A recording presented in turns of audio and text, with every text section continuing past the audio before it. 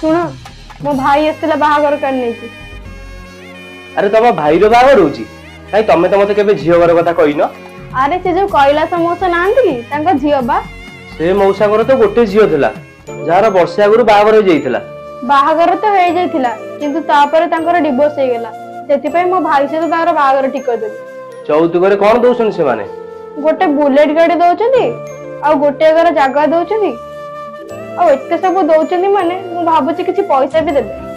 छी लाज लाग्या कथा तुमको आ तुम परिवार को देला बेलू तो जौतुक रे विपक्ष रही जाउछंदी आ नेला बेलू गोटे बापार कमजोरी रो पूरा फायदा उठाउछंदी। जदी बाहाबार थला ताले सेमिति बाहाई थांत जेमिति मु तुमको बाहाईतेली बिना जौतुक रे। अरे झिया जुआई पुआ तमे एपर्यंत बाहरी न मो पुओ बाहर को तमे जीवन की जोठी जौतुक ना रे गोटे बापा को लुटा जाउची से जगह रे मोर पाद भी पड़िबनी। बहु खुशी रे रखिबो तम बहु को जार बापा निज झीवर खुशी पाई निजर सबु किछि बलिदान कर देइछि। झीवर जौतुक पई जो बापा माँ धार करज करी दियंती सेटा बहुत कष्ट। दया करी एमिति कई तंटी चिपी जौतुक आनिबा कथा नुहे।